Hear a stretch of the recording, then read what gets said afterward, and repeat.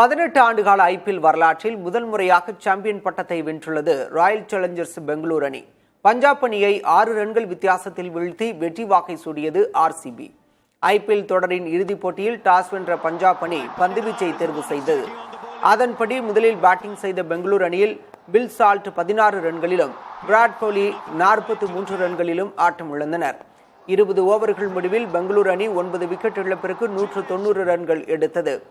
பந்துவீச்சை பொறுத்தவரை பஞ்சாப் அணி வீரர்கள் ஹர்ஷ்தீப் சிங், கைல் ஜெமிசன் தலா 3 விக்கெட்டுகளை எடுத்தனர்.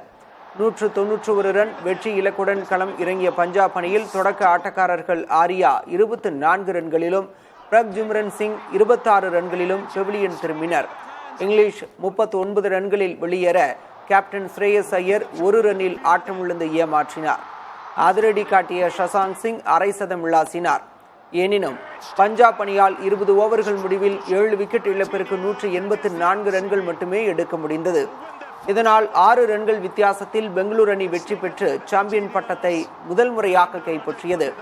ஆட்டநாயகன் விருது பெங்களூரு அணி வீரர் குருணல் பாண்டியாவுக்கும், தொடர் நாயகன் விருது மும்பை அணி வீரர் சூரியகுமார் யாதவுக்கும் வழங்கப்பட்டது.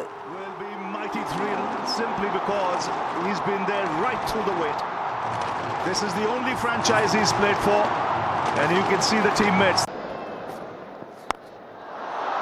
Right, Patidar is the one who's taking on.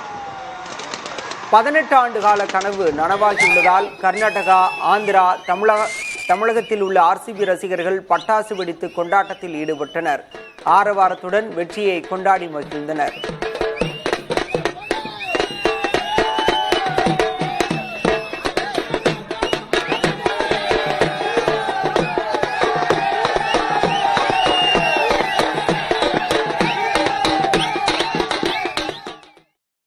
IPL தொடரில் சாம்பியன் பட்டம் வென்ற பெங்களூரு அணிக்கு தமிழக முதல்வர் ஸ்டாலின் வாழ்த்து தெரிவித்துள்ளார். சமூக வலைதளத்தில் பதிவிட்டுள்ள அவர், ஆச்சரியங்கள் நிறைந்த தொடருக்கு த்ரில்லிங்கான முடிவாக இருந்ததாக குறிப்பிட்டுள்ளார்.